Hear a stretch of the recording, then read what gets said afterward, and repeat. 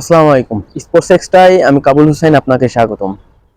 আগামী 2 তারিখ থেকে কলম্বোতে বাংলাদেশের 3 ম্যাচ সিরিজের ওডিআই ম্যাচের প্রথম ম্যাচ শুরু হতে যাচ্ছে।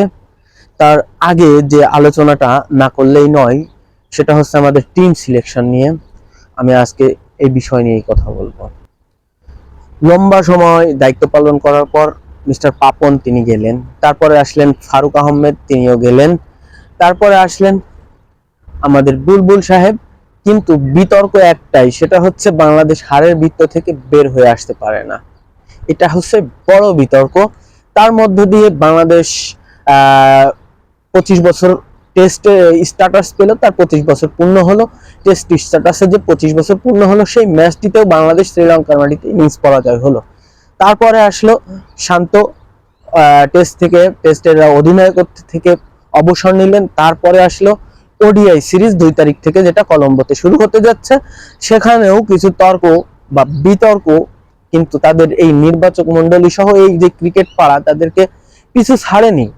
সেটা কিভাবে, সেটার আগে আমি কিছু আলোচনা করি যে 16 সদস্যের যে ক্রিকেট যে দলটি ঘোষণা করছে, সেখানে আমাদের কামব্যাক করেছে মিস্টার তাসকিন আহমেদ এবং মুস্তাফিজুর রহমান, আমাদের আনসানডে দুইজন পেসার যাদের ক্যাপ দলের জন্য সবচেয়ে বেশি প্রয়োজন, তারা কিন্তু ফিরে এসেছে।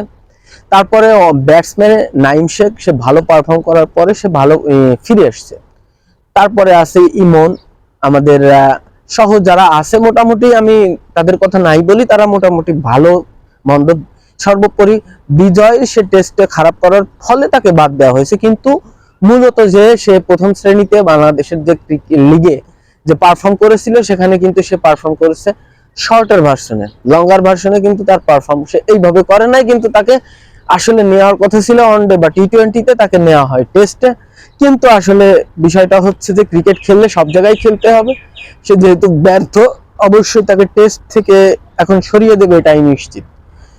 এখন আসি ওয়ানডে যে কথাটা না বললেই নয়, সেটা হচ্ছে যে ওয়ানডেতে লিটনের কথা যদি বলি, লিটন একটা সোনার ডিম।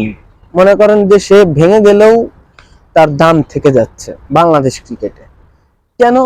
সে ভালো পারফর্ম করলেও থাকে, খারাপ করলেও থাকে, মোটামুটি সে যে বাংলাদেশ দলের নিশ্চিত একদম, কি বলবো, তাকে তাকে কেউ বাদ দেওয়ার মতো কেউ নেই। পাপনও বাদ দিতে পারেনি, ফারুক আহমেদও বাদ দিতে পারেনি, বুলবুলও বাদ দিতে পারছে না। কি এমন করেছে সে? তার বিগত পারফর্ম দেখেন, তাকে আপনার চ্যাম্পিয়ন্স ট্রফিতে বাদ দেওয়া হয়েছিল। বাদ দেওয়ার পরে আবার তাকে ডাকা হলো, কিন্তু সে কোনো পারফর্ম না করেই সে মানে ডাক পেয়েছে। যাই হোক, টেস্টে এসে সে গলে একটা 90 রানের ইনিংস খেলে, যার ফলে তাকে আবার ওডিআইতেও টানা হলো সেই 90 রানের ইনিংসের সুবাদে। কিন্তু তার বিগত ওডিআই এর যদি রেকর্ড দেখা হয়, খুবই বিশ্রী। বিগত 7 ম্যাচের 3টাতে ডাব্বা মেরেছে, একটাতে 1, একটাতে 3, একটাতে 4, একটাতে 6 রান। এই হচ্ছে তার বিগত 7 ম্যাচের। আর যদি বিগত 13 ম্যাচ দেখা হয়, সেখানে কোনো 50 নেই। বিগত 14 ম্যাচ আগে সে একটা 50 করছিল ভারতের পুনেতে। এরপরে এসে তার ওয়ানডেতে তার কোনো স্কোর, কোনো ধারাবাহিকতা নেই, তারপরেও তাকে নেওয়া হচ্ছে, তারপরেও তাকে নেওয়া হচ্ছে। আর দুর্ভাগা যদি বলি সোহানের কথা, সোহান খুব সুন্দর গড়ে ব্যাট করছে প্রথম শ্রেণীর টুর্নামেন্ট গুলোতে, 82 গড়ে ব্যাট করার পরেও তাকে নেওয়া হচ্ছে না। তাকে নাকি বিবেচনায় রাখা হচ্ছে। এখনো কিসের বিবেচনা ভাই? লিটনকে তোমরা সরিয়ে ওখানে তো নিতে পারতে। তাকে লিটনকে টেস্টে আপাতত পরীক্ষায় সেখানে রাখো, তাকে দেখো। ওয়ানডেতে সে তো ভালো পারফর্ম করছে না লম্বা সময় ধরে, তাকে পরীক্ষার জন্য এখন তার প্রথম শ্রেণীর লিগে, ঘরোয়া লিগে পাঠানো হোক, সেখানে পারফর্ম করে উঠে আসুক। তাকে টি20-তে তো খেলানো হচ্ছে, টি20-তে ভালো কোনো ইনিংস যদি উপহার দেয়, তখন আবার ওয়ানডেতে টানা যেত। মানে অনেক অপশন ছিল। লিটন সে বারবার বলার চেষ্টা করতেছে বা তার খেলার দ্বারা প্রমাণ করার চেষ্টা করতেছে যে আমি ওয়ানডের জন্য ফিট না, কিন্তু নির্বাচক মন্ডলী তাকে ছাড়ছেই না। আরে বাবা, তুমি আরেকটু সবর করো, দেখো একটা ম্যাচ যদি আবার ভালো খেলো, অন্তত 2 বছর তুমি টিকতে পারবা। চেষ্টা করো, তুমি থাকার চেষ্টা করো। এই হচ্ছে অবস্থা। কি বলবেন এখানে? শুভকামনা ওয়ানডে দলের জন্য। আমাদের 5 জন পেসার রাখা হয়েছে, 3 জন ওপেনার রাখা হয়েছে।